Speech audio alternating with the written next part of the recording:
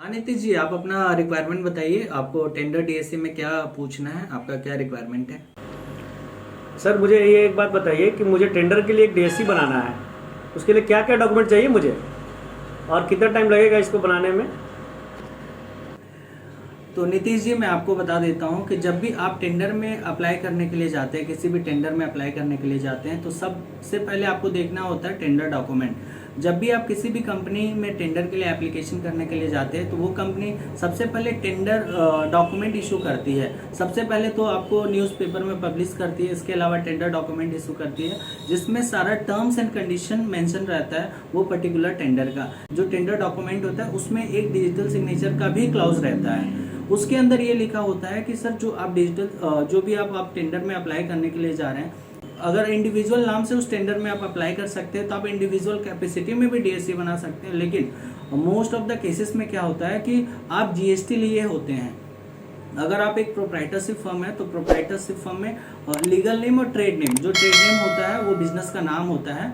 इसके अलावा अगर आप एक प्रोप्राइटरशिप फर्म है या फिर पार्टनरशिप फर्म है या फिर कंपनी है, तो उस केस में आपको देखना पड़ेगा कि आपका एंटिटी क्या है। ठीक है, उसके अकॉर्डिंग डिजिटल सिग्नेचर का क्राइटेरिया को हम लोग चुनते हैं। तो सबसे पहले वो टेंडर डॉक्यूमेंट में क्लियर कर देते हैं कि आपका जो डिजिटल सिग्नेचर का रिक्वायरमेंट क्या है। अगर वो इंडिविजुअल कैपेसिटी में डिजिटल सिग्नेचर मांग रहे हैं तो आपको इंडिविजुअल कैपेसिटी में ही देना पड़ेगा, ना कि ऑर्गेनाइजेशन कैपेसिटी में।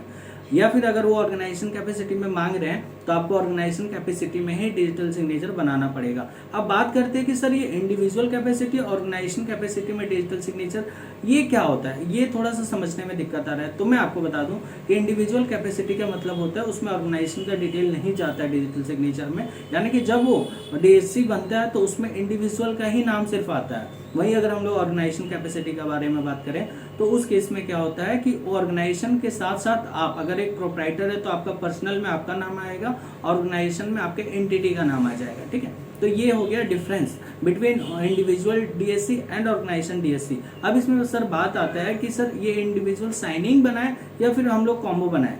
कॉम्बो का मतलब होता है साइनिंग विथ इंक्रिप्शन। तो मोस्ट ऑफ द केसेस में आपका जो डिजिटल सिग्नेचर टेंडर के लिए बनता है साइनिंग प्लस इंक्रिप्शन, यानी कि कॉम्बो वाला ही बनता है।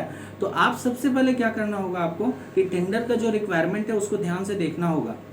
टेंडर डॉक्यूमेंट में जो डिजिटल सिग्नेचर का क्लाउज है उसको आपको रीड करना होगा स्पेसिफिकली। इसके बाद भी अगर आपका कंफ्यूजन है तो आप जिनसे भी डिजिटल सिग्नेचर बनवाने के लिए जा रहे हैं उनसे एक बार कांटेक्ट कर ले और कंफर्म कर ले कि सर, हमारा जो टाइप ऑफ डिजिटल सिग्नेचर है वो कौन सा रहेगा, उसके बाद ही अप्लाई करवाएं। ऐसा ना हो कि आपका टेंडर का लास्ट डे बचा हुआ है, आपने गलत डिजिटल सिग्नेचर अप्लाई कर लिया, तो इस केस में क्या होगा कि आप वो टेंडर में अप्लाई नहीं कर पाएंगे।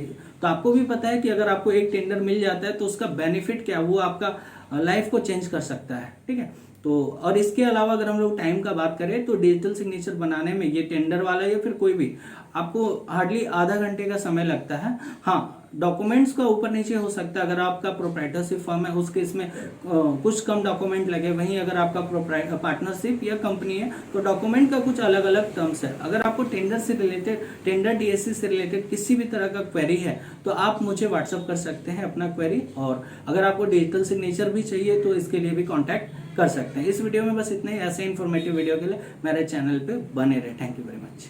Thank you very much sir.